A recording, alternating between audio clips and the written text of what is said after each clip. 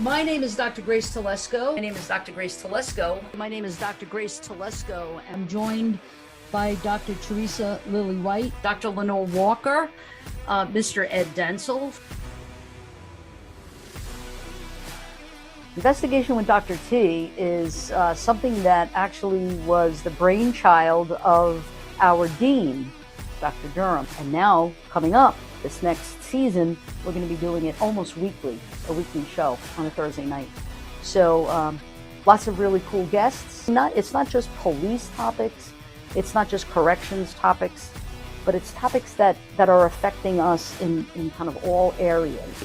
But one of the things that we hope to get across is raising awareness, educating about some of these really important topics like human trafficking, topics like disasters. We did a show, Confessions of a Serial Killer. So for this upcoming season, we've got a couple of really cool things. We're going to have a day in the life of a DEA agent. Another really cool one, which is really close to my heart, is going to be on September 11th.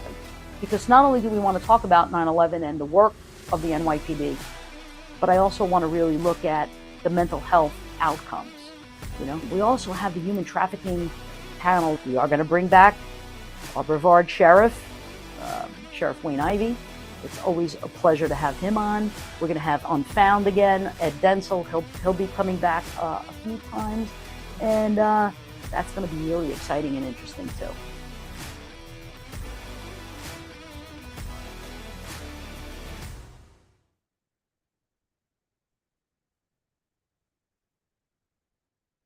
Welcome, everybody. Dr. Telesco here. As we said, is welcome to Investigation with Dr. T. We have our guest, Wayne Ivey, today, and our sheriff, one of our favorite sheriffs of all time. And we're going to be talking about something that is really, really interesting. And I know that a lot of our viewers, a lot of our criminal justice students, and a lot of our viewers are interested in this topic. How do the police gain voluntary compliance? And 9 times out of 10, no force is even necessary. And before I get going and introduce our wonderful sheriff, I want to share a little something with you. And I'm just going to put this in full screen mode, and hopefully you can actually see it.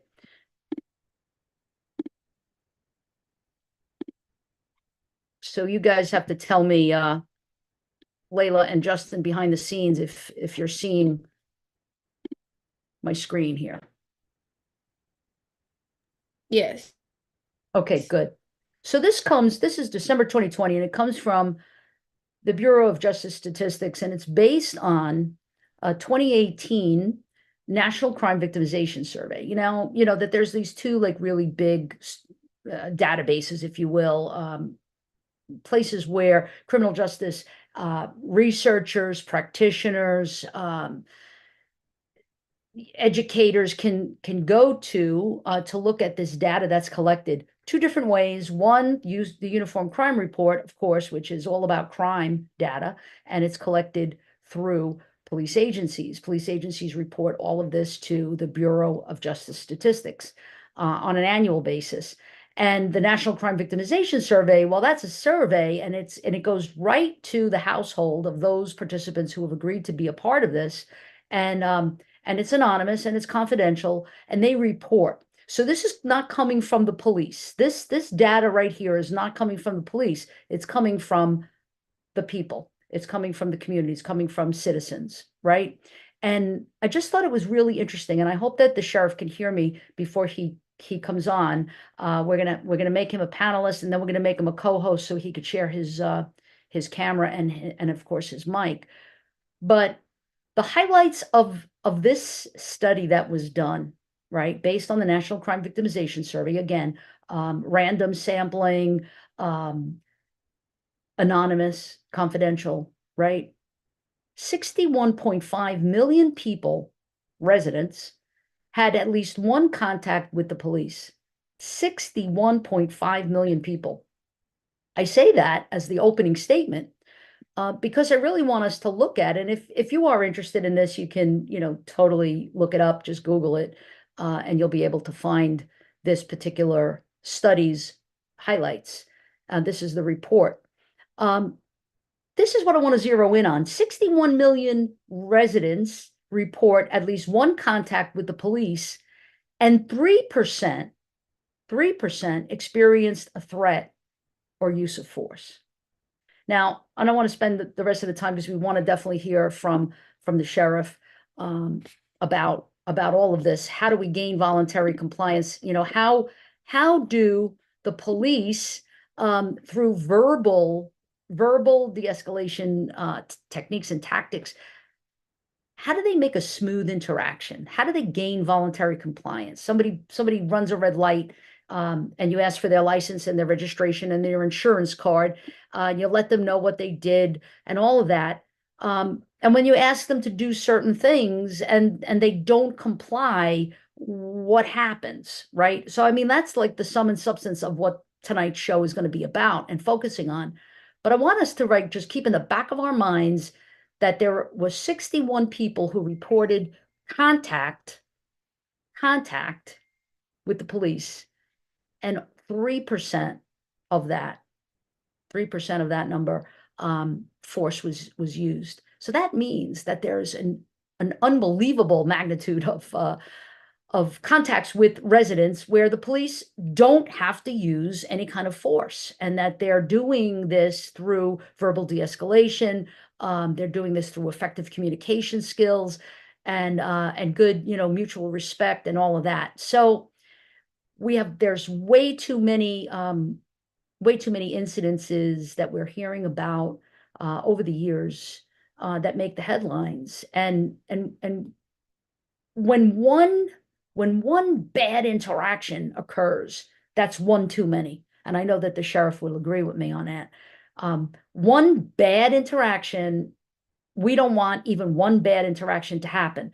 And most chiefs of police, commissioners, sheriffs, they will take action, right? They'll take action, and they'll get to the bottom of it, and they'll find out what's happening. And when it's a criminal act that a police officer is engaging in, that's no good. Game over, right? That's it. And I know that the sheriff stands behind his people, but at the same time will not tolerate any excessive use of force. But what I really want to get across here as kind of an intro, and I was tap dancing a little bit because we were waiting for the sheriff to come on. What I want to really get across is that there's millions of interactions that happen, millions that go unnoticed, that don't make the news. Why?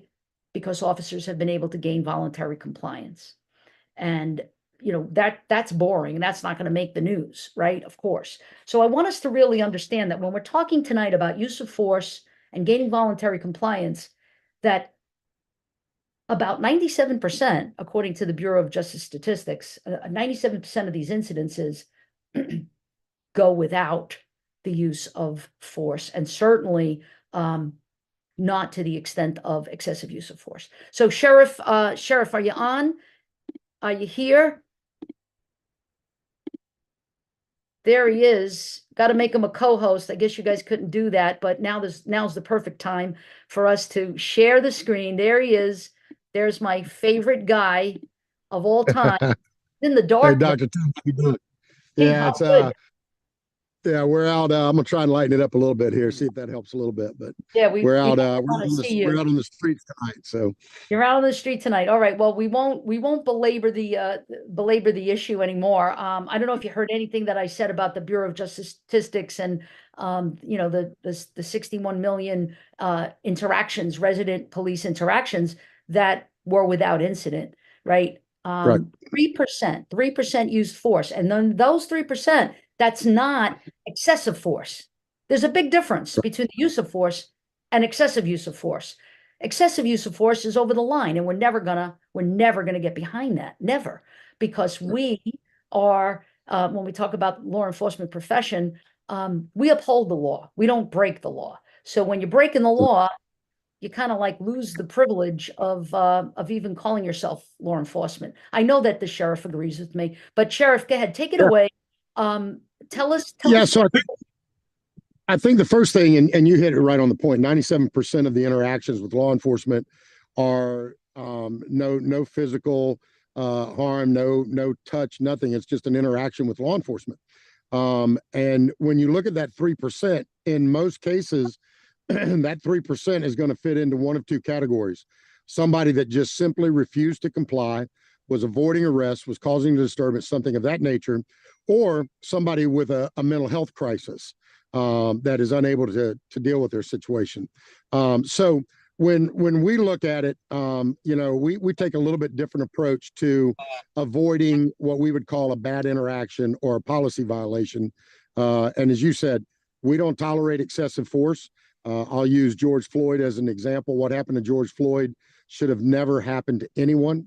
It was a tarnish on the badges of law enforcement officers across our country because one bad cop did something that he knew he shouldn't have been doing because he had evil in his heart.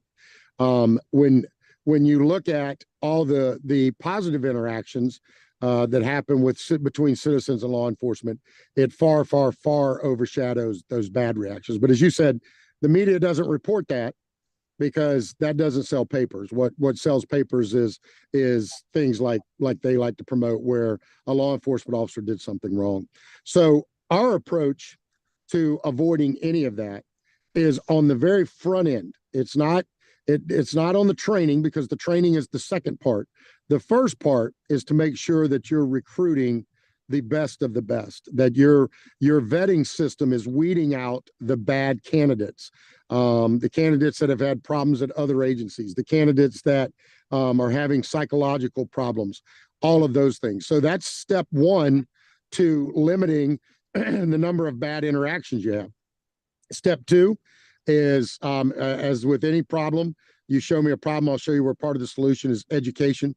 So education and training go hand in hand with that, making sure they know what the policies are, making sure they know what the laws are, and making sure the third part is making sure that and understanding how these things work. So when we start looking at it's not just one phase, it's the totality of all of them together that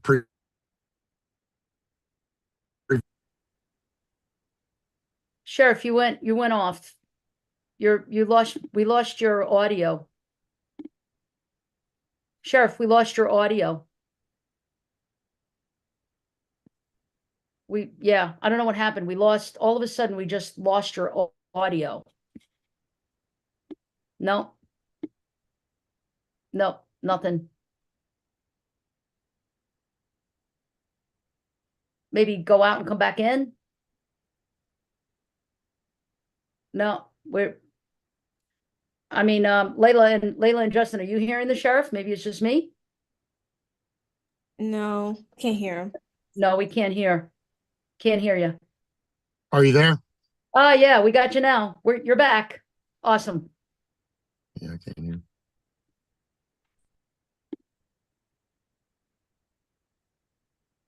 Right now the sheriff is on duty. Are you there, Dr. Telesco? I can't hear you. What about now? Can you hear me? No, this looks like the sheriff's having some difficulty with his audio. Well, let's see if he comes back. He went out and he came back in. Yeah, I know that, we deal with this a lot in our criminal justice classes, in our policing classes. I talk a great deal about this at the PhD level with my PhD students in the Police and Society class. And, we really want to welcome, there's like 10 people on YouTube right now, and I really want to encourage you to put any questions you might have or statements you might have in the chat. What I really loved about the Bureau of Justice Statistics report, here's the sheriff now. Okay, let's hope that it will work. There he is. Okay, Sheriff. Yeah, I got you back. I lost you. I don't know if you could hear me, but I'd lost contact with you guys. Yeah, we lost you completely. But what about your What about your camera? I hit it. I don't know why it Yeah, didn't there go you on. go. There you go. All right, you're back. All right, All right. I was just kind of tap dancing a little bit, saying that I really love that report. And I love the report because it's coming from victims themselves. It's coming from the citizens themselves. This is Right. not reported by the police. But you were talking about you were talking about training. You were talking about recruiting the best Yeah. and Yeah. all of So, yeah, avoiding negative interactions or physical interactions with our citizens is a multi-phased approach. The approach of making sure we're vetting and recruiting the best candidates, making sure that we're providing the best training policies that meet the accreditation aspects, and then making sure that our deputies are revisiting the training and doing those things. But the last part of it, and perhaps the most critical, is everybody knowing that we will police our own and hold our own accountable for not only policy violations but law violations as well. And if they step outside the boundaries of policy or of law, we hold them accountable. And that's what builds public trust. When the sheriff or the chief of police steps up to the podium and says, we investigated this and we've arrested our own, or we have fired this individual for violating policy, that is what holds the public trust and limits those interactions. Yes, and one of the things that I love about you, and we support you, is how you support your team. You support the deputies, and you'll stand right behind them Right. because you know exactly, you've done the investigation, you've listened to the facts, you know what the facts are. And like I said, you'll definitely, you won't Yeah. co-sign any criminal behavior, that's for sure. Right. But 9 times out of 10, these incidences are unreported. They're not even an incident. It doesn't even go on anybody's news radar whatsoever because it was a good interaction. Right. But And what do here's the other thing too. You talk about I stand behind my troops. I My leadership model that I kind of tagged myself with is that I lead by standing around. I stand behind my team when they need a good swift kick in their butt. I stand beside them in the trenches when they're working, just like tonight. I'm out here working with them and everything. I stand in front of them if somebody's taking a shot at them. And other than that, I stand back and I watch them do amazing stuff.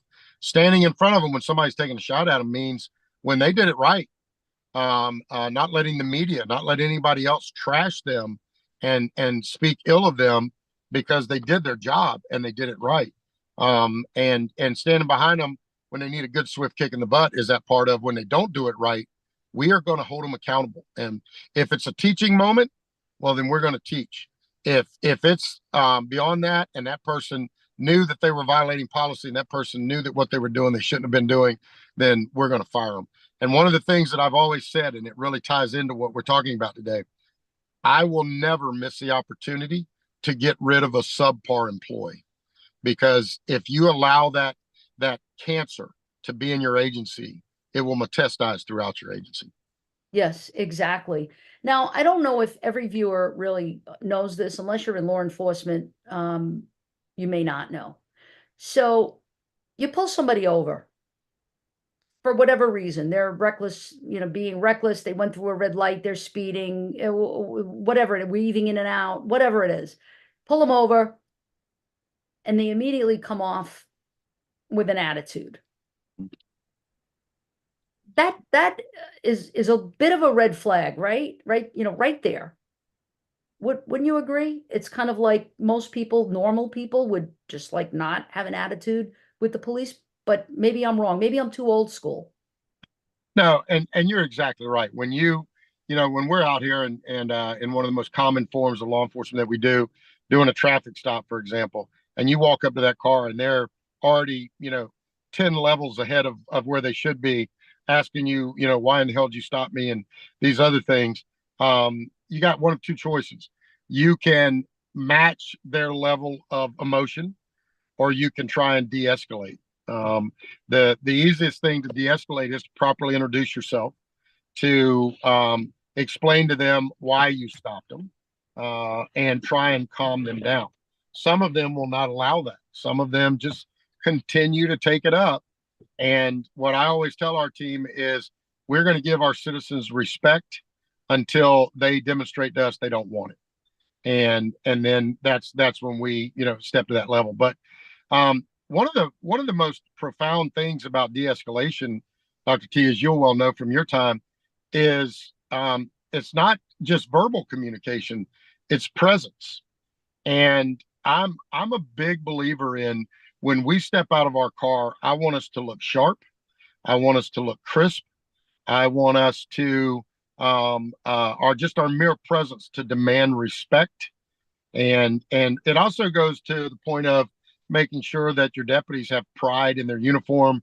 They look polished, everything else, because physical presence is the first deterrent to bad behavior. Yeah, exactly right. We call that omnipresence, right? So it's just here I am, I'm standing here, and if I got my arms folded, I'm communicating something, right? Right. If I'm matching your escalation with more escalation, or I'm matching your emotion with emotion, control is down. When emotion is high, control is down. And Yep. we teach this. We teach this when we talk about verbal de-escalation techniques. We just did this with public safety officers here at NSU, and we were talking about when your emotion, when you get hooked, right, by somebody, like like, why are you challenging me? Don't challenge me. And also, we're human. Right. So police officers are human, and they get tired, they get hungry, they might be in physical pain, whatever is going on for them. They carry their own lives with them, right, in the job. Right. But we can't allow our emotions to get the better of us. So And we I'll respond, not react, right? yeah, I'll give a personal example of that. So years ago, I was a brand new road deputy, and I'm driving along, and a lady in front of me passes another car in a curve on a double line. And I mean, 100% she did it. It was extremely dangerous, everything else. So I initiate a traffic stop, and I go up, and my first approach was that, I was professional. I'm Deputy Ivy, and can I see your driver's license? And she very abruptly says to me, "You mind telling me why you stopped me?" And instead of responding to her in a professional way, I elevated, and I had something smart to say back. And what I responded was, "Would I mind telling you, you just displayed the worst driving I've ever seen in my life." Didn't have to say that. I was a young deputy. I was being dumb. And at that moment, her husband gets out of the car. He's in the passenger seat, comes over. Of course, at this point, he's defending his wife. He bows up. I end up he won't get back in the car, won't reply, won't comply with verbal commands, actually gets physical. I end up having to arrest him and take him to jail. And all I could think at that time as I was driving him to jail was that I created that entire thing. And it was a great lesson for me to learn as a young deputy. It was a great lesson for me to be able to share later as a first line supervisor and things of that nature. But at the end of the day, if I'd have just responded, "Ma'am, you passed on a double line. I'm going to issue a citation. Please give me your driver's license," we probably wouldn't have been there. Right, right. Well, that's and then that's the hero in you, that you're able to self-reflect on that years and years and years ago, and like that you're able to self-reflect on the way to process his arrest. Oh, I Is mean, literally, I felt horrible because I knew I caused that. So, Well, but there's so many of us that are not self-aware, and we're talking back to people, and we're responding. We're not responding, we're reacting, and we're reacting from emotion, and we don't even have the self-awareness to know that. So right. that really says something about you. And you said something earlier about, you mentioned training, and you mentioned like applicant processing and making sure we get the right people. I do believe that training is a big deal. I also really believe that supervision and mentoring is a big deal from the part of the sergeant, the lieutenant, the captain, the sheriff, whoever. So in terms of training, what training do you know about that your officers go through in terms of this very thing, verbal de-escalation, effective communication skills, any of that? Yeah, so the absolute best training that we can facilitate for our team is scenario-based training, where we have role players that are coming in, putting them in different scenarios, doing things of that nature. So the scenario-based training gives you the opportunity to take events that have happened before and play them out in real time to see how that deputy is going to respond, or more likely going to react to what's thrown at them. Obviously, classroom training, where they're learning the policies and they're understanding the law, those type of things. But after a while, those things they become bored with, and if you put them in scenario-based training, even watching videos or things of that nature. I mean, for example, we have one of the most state-of-the-art Milo shooting simulators, and we don't just give them shoot scenarios, because we want to actually watch how they deliver verbal commands. We want to watch how they pick up on verbal cues that are happening. And so through that scenario-based training, or that Milo training, we're able to not only give them some direction and some mentoring on how they could have handled the situation, we get an opportunity to see them play it out and then coach them from there. Yeah, some of our students have been through your Milo. Yeah. Layla, you went through the Milo, right? Sheriff Ivey? Yes. Yeah. How about Justin? I don't believe so. No, well, we owe you a trip. We owe you a trip up to Brevard. But Yeah, Justin, if you'd been in it. So yeah. The Milo is amazing. That whole, like, that, we talk about top of the line. Your system is really top of the line. Dr. Castro and I went through, and Layla and Justin also went through a community police academy in our local police department, where NSU resides, is in Davie, and we have a partnership with Davie Police. And so they invited us, and I think it was like 12 of us, 12 students that attended this 12-week community police academy experience, which I think was really amazing for them to be able to bridge the gap, between theory and practice. Everything they learned in the classroom, now they're doing it. And you said scenario-based training. Well, Dr. Castro and I were partners in one of the scenarios, and we did a car stop. And I was trying so hard. Now I'm gonna, you blew your cover, I'm gonna blow mine. I'll confess. The Catholic in me will confess now that I was so focused on how am I going to verbally de-escalate this? How am I going to use my, my smooth communication skills, that I missed the gun. There was a gun right in the car. I mean, I didn't see it. I don't want to say if my partner saw it or not. I won't put him on the spot. I'm sure he's laughing right now as he's watching this. But we had a big run for our money on that very, what appeared to be simple, not a felony car stop, turned out to be a guy with a gun, and who was also, by the way, very combative. He kept getting out of the car. He kept on, giving us a hard time. And I was talking to the wife, and I missed it. So you have to be really careful.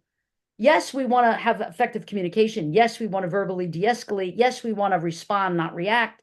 Yes, we don't want to let our emotions get the better of us. And we want to gain voluntary compliance. But also we want to go home in one piece at the end of the night, at the end of the tour. And isn't it true that you had, like, pretty recently, a car stop situation where the guy comes out with, like, I don't know, AK something or other, right? Yeah, that was a couple of years ago. And I'll be honest with you, in that same scenario you're speaking of, we go back to what I said earlier about physical presence can be a deterrent. In that case, the criminal, the person with evil in their heart, saw an opportunity.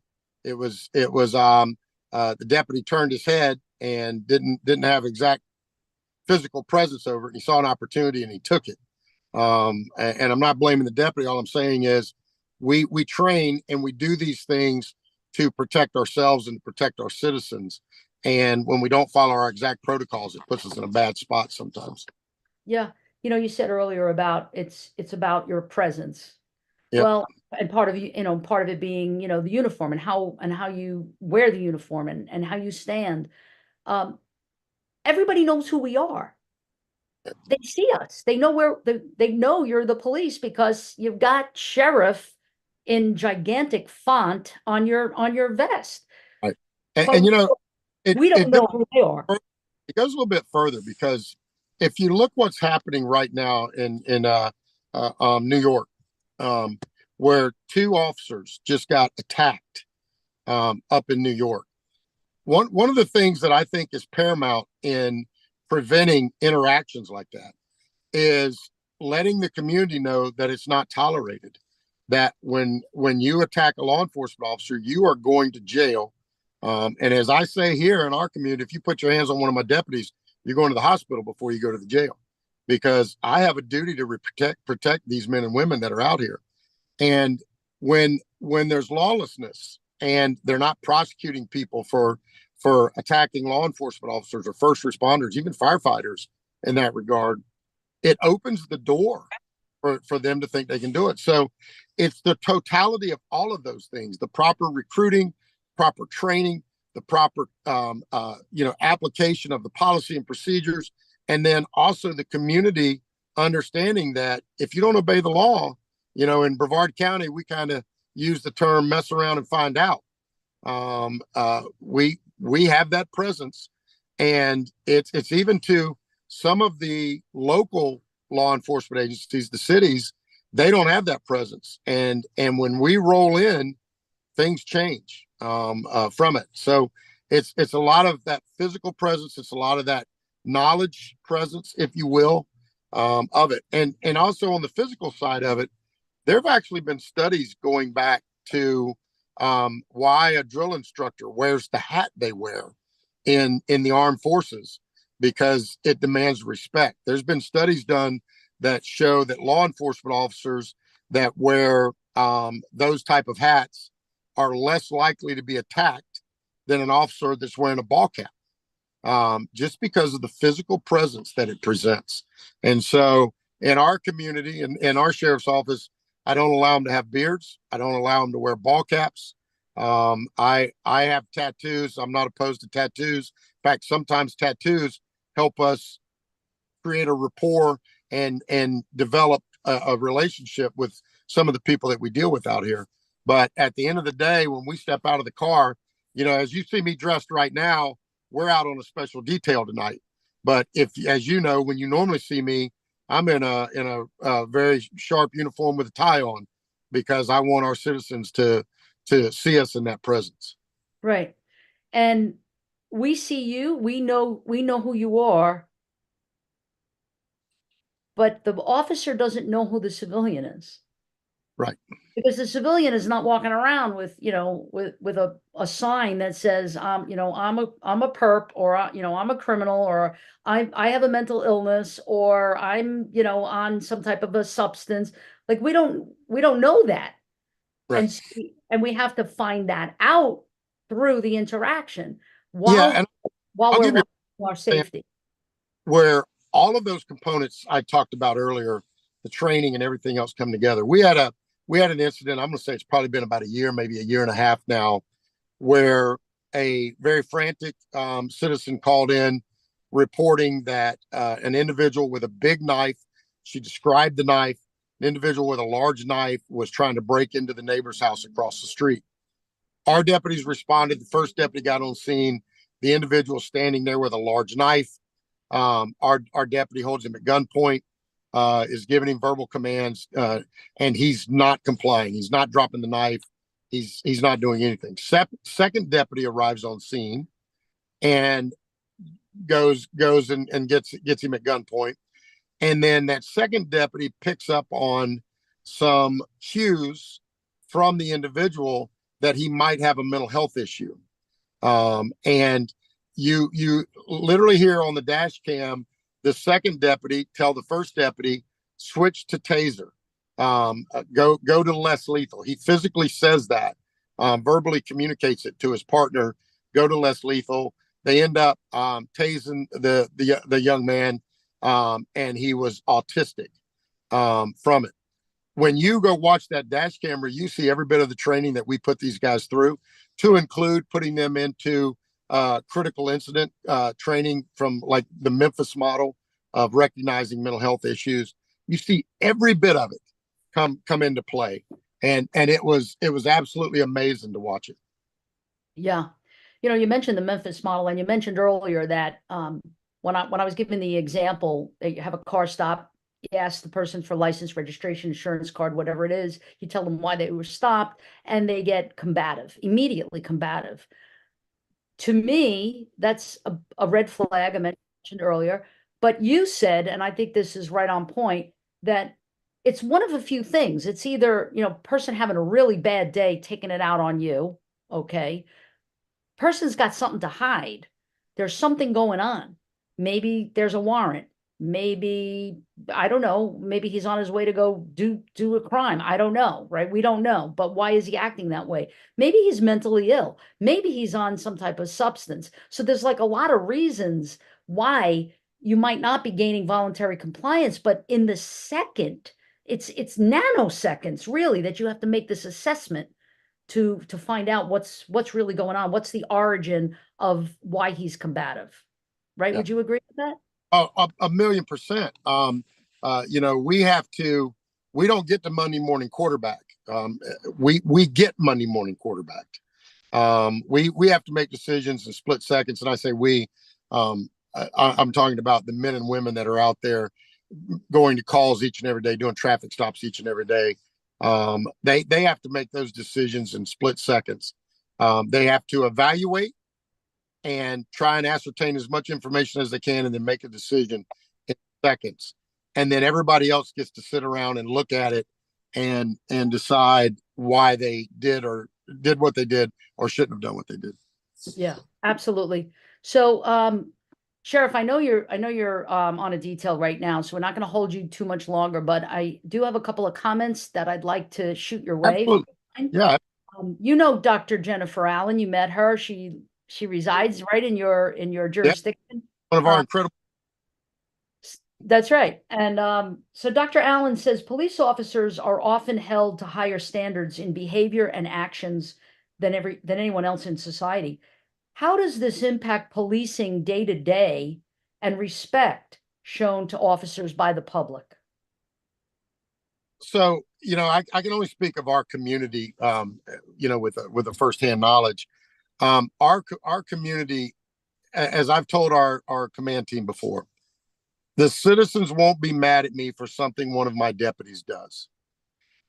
What they'll watch is how I handle what that deputy does.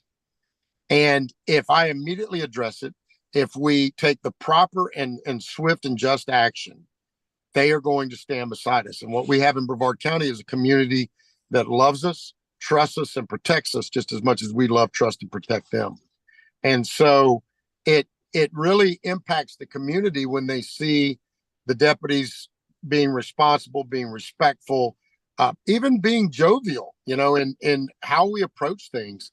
All of those things are watched, monitored, and either respected or looked down upon, depending upon how we did it. And so our deputies know that. They also know that this community loves them. Dr. T, before I came on tonight, myself and some of our team ate at a local restaurant. And there were, I think, 6 of us in total. We went to pay the bill. And the server said, your bill's already been paid for. People were lined up to pay for it. And that's the respect and admiration that we have in this community from it. So it's an amazing place to be a law enforcement officer where the community loves you. But the deputies have earned that. They've earned it by treating the public with respect, by understanding that you always hear the thing of, I pay your check. Well, as frustrating as that is to hear sometimes, it's true. But you pay me to do my job. You pay me to enforce the law and to do it professionally, not to look the other way when you do something wrong. And so, we're blessed. The community loves us and respects what we do. And we partner with our community collectively between what we do and what the community's done. In the past 10 years, we've lowered our crime rate by 52% in Brevard County. That's unheard of. And it's because we've created that partnership and that relationship with our citizens. Well, I also think that you set the tone at the top, and you're a mentor to these officers. You're a leader, and you lead by example. So I think that whatever it is you're doing over there, you're doing it right, and the community responds, and they respond positively. I had a lot of great leadership mentors along the way. And as I like to tell people, you can learn as much from a bad leader as you can from a good leader, on what not to do and how not to treat your people. And, we have fun here. The thing that I always tell our troops, we just had a swearing yesterday, and I told them this same exact thing. I want you to do 4 things. I want you to come to work and have fun. If you're having fun, you will be successful. I want you to put bad people in jail, because that's what we get paid to do. I want you to do it more professionally than everybody else. And I want you to go home safe at the end of every shift. And that's kind of our mantra. That's what we work by to do our mission. Yeah. Yeah. On another note, did you receive your investigation with Dr. T t-shirt yet? Yeah, it's at Parkway. It's up at my office in Parkway up there. So, okay. Yeah, Kelsey's supposed to bring it to me the next couple of days. So. Oh, good. You gotta like take a picture, Kelsey. Tell Kelsey, take a picture with you with the t-shirt, send it to us, and we'll down to you. We'll share it wildly. All right. Justin and Layla are gonna come on, and they're gonna ask maybe some hard questions. I don't know. We're gonna see what they've got. Let's start with, we'll see, they're both there together. See, they're sitting in the office where the sausage is made. All right, they're sitting in my office right now, with the Dr. T investigation with Dr. T thing in the background. All right, so Justin and Layla, which one of you wants to go first? Well, there actually is a question in the chat. I don't know if you want to cover that first. Oh, sure. Yeah, absolutely. I didn't see it. Go ahead. So one of the attendees said, how do you train your officers to deal with sovereign citizens? So like people with power, like a king, a queen, possibly like a senator. King or a queen now? Are we in London? No way. I Like think that's kind of like the context. lunch on Netflix or something. The king. Let's see. Yeah. Did type 2 error mean that? Can you just clarify what you mean by sovereign citizens? Yeah, well, like by sovereign, they're basically saying like people of power. So like I would say for the United States, it would be like anybody in the Senate, the Supreme Court. How do you deal with people like that? Yeah, so actually what I think the question's coming from is a sovereign citizen is someone that claims they are not governed by the government, that they will literally tell you, I'm a sovereign citizen and I don't have to obey the laws of the country. A lot of them are people that live in the community or whatever. And so when it comes to dealing with the sovereign citizens, we deal with them like any other citizen. We simply enforce the laws. If they refuse to give us their driver's license, if they refuse to comply, they take the ride to jail. And then they can go deal with the judge.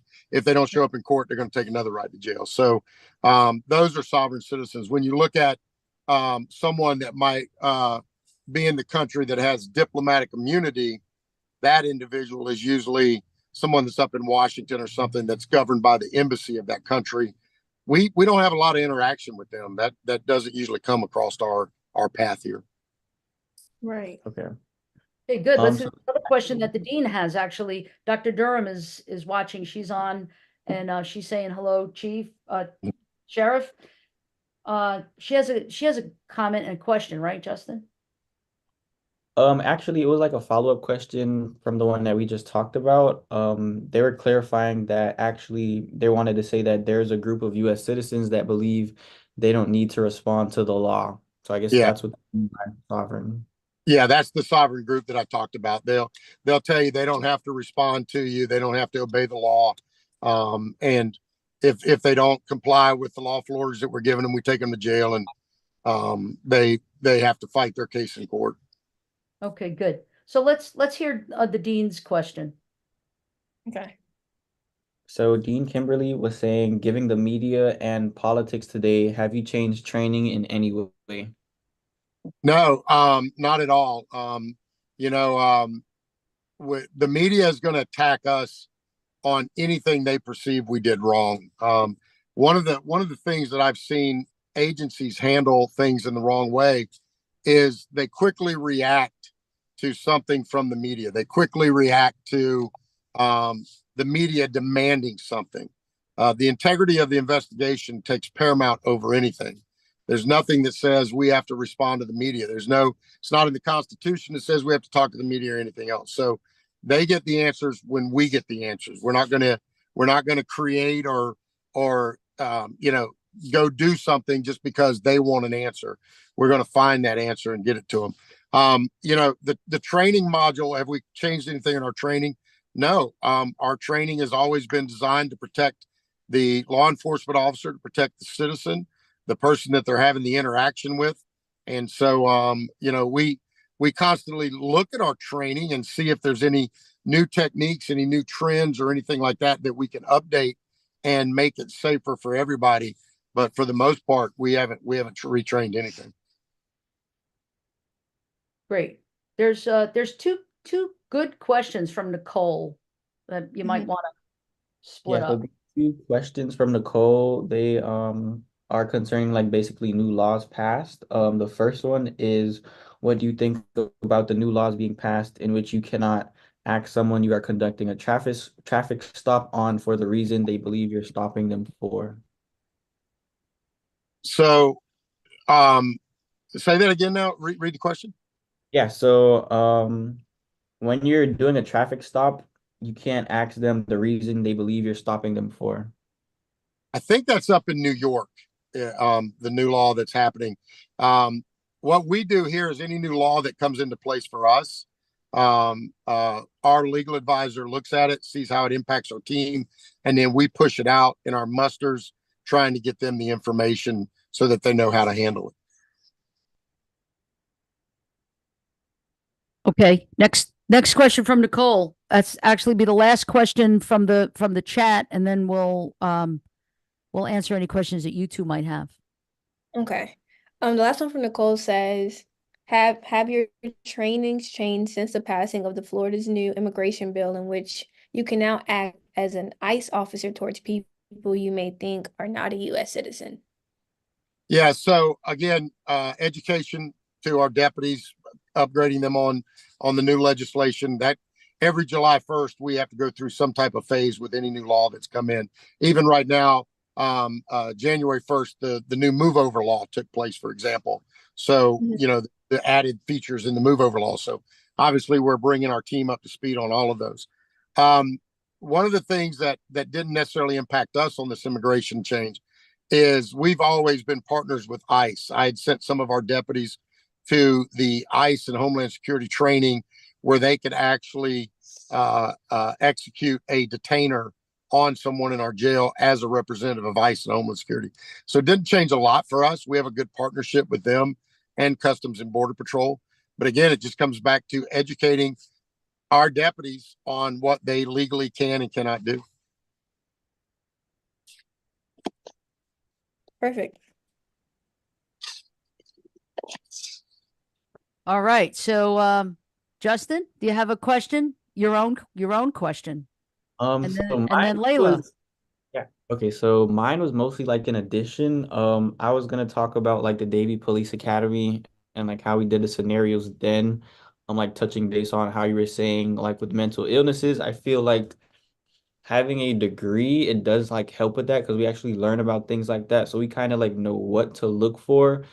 So I feel like definitely a lot of agencies, they should make it a requirement to like have some type of degree, at least an associate's. And I see that a lot of agencies are starting to do that. But I feel like if you have a criminal justice degree or like a forensic degree, it could definitely help you like diagnose like what's actually going on in a situation. Right.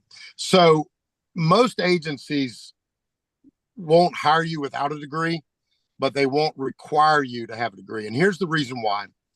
If they go to a point where they say you can't apply unless you have a degree, then they take away the incentive money for being able to encourage those deputies and police officers to go get a degree. It's incentivized money that once you get your degree, you get an extra $20 or $40 in your check, whatever that may be. So they won't actually make it a policy. But I'd say in today's time, most larger agencies like mine, very few people get into our profession or into our agency that don't have a degree from it. And again, you know, a degree may not teach you everything you need to know about being a law enforcement officer. It's not going to teach you everything you know about being a nurse or an engineer or anything else. A lot of it is on the job training. But to me, what a degree shows is commitment, accountability, and those are the things that we look for in the best of the best candidates from it. But the degree does expose you to a higher learning and especially in a specialized field. Great. Last question. You got it, Layla. Bring it home. I think mine goes also to our police academy that we went to. And I remember one of the situations like Dr. T was talking about was our traffic stop.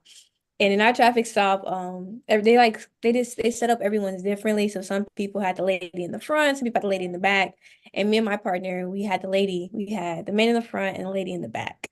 And I was on the passenger side and my partner was on the driver's side. And it was just hectic and chaotic.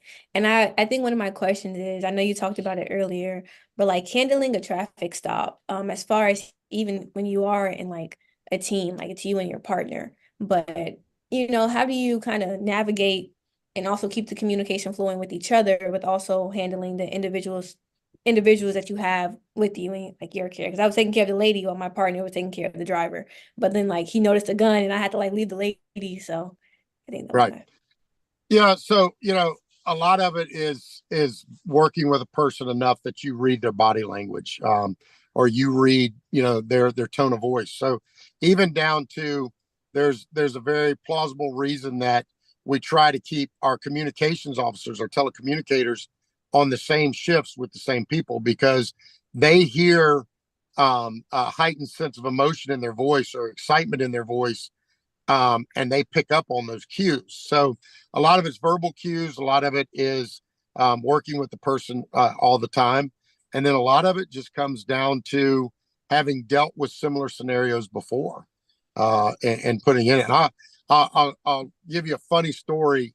When I worked for the Florida Department of Law Enforcement, I was in charge of training our fugitive squads and stuff, the teams that were going out and get fugitives. And so I took them to the shoot house. And I had two of them going into a house to arrest a guy that was wanted on a burglary warrant. And when they went into the house, they had to clear it. And the guy's in the back saying, "I'm in the back. Give me just a minute. Give me just a minute." And they had to make their way through the house. Well, that's a pretty standard thing that one would do. What I threw at them, though, and what completely blew their minds and made them not know how to react, was when they got to the back, the person was sitting on the commode and was using the bathroom, and be shocked at how they didn't know what to do. They didn't know how to address this issue. And it was just a little quirk that you throw at them and, something different that they haven't seen before.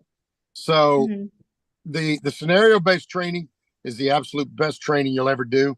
You got to experience it through the Davie Police Academy and be put into those scenarios.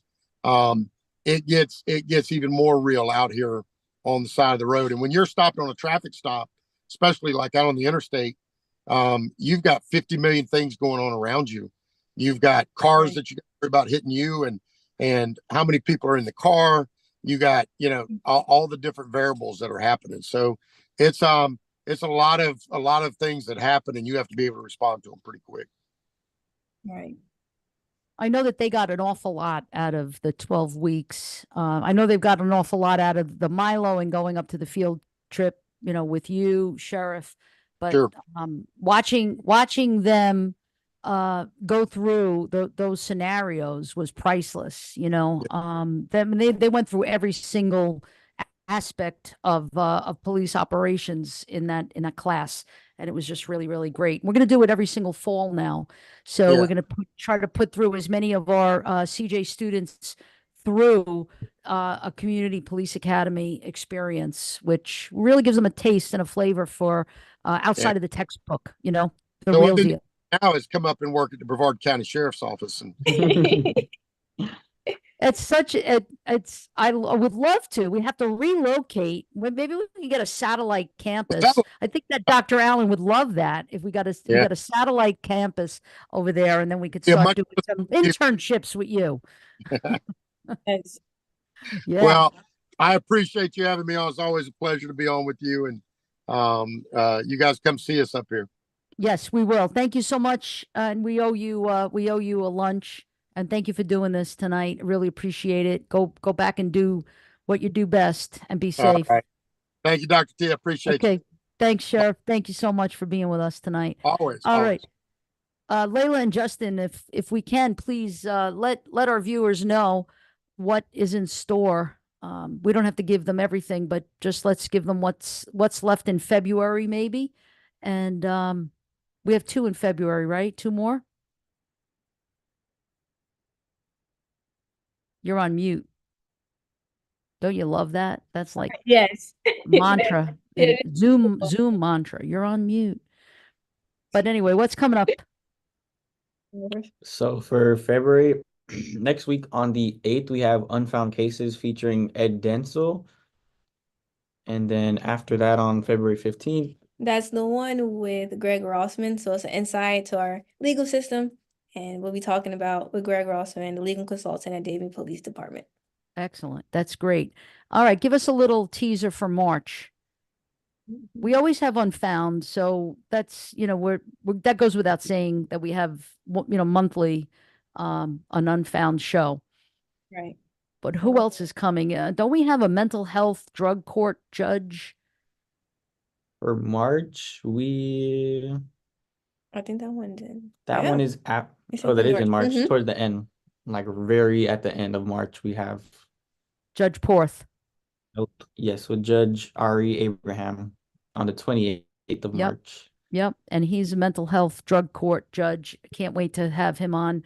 I think we also have Melinda Blostein, NSU graduate, by the way, and NSU Law School, I think. And she's going to talk all about the public defender's office. So there's Yeah. like so many really cool things that we have in store for you. Please tune in. And we thank you so much for being here. Thank you, Layla and Justin, for holding down the fort in the command center there. Thank you, Dr. Castro, Dr. Durham, and everyone else who joined us tonight. I know we had an Alpha Phi Sigma person on as well tonight. Yay! Thank you for joining us, Miranda, and all of our viewers that are watching in the YouTube. So hope you got a lot out of it. By the way, we put a link in the chat for that Bureau of Justice Statistics report. If you want to read it on your own, I encourage you to do so. All right. Thanks, everybody. Have a good night and be safe.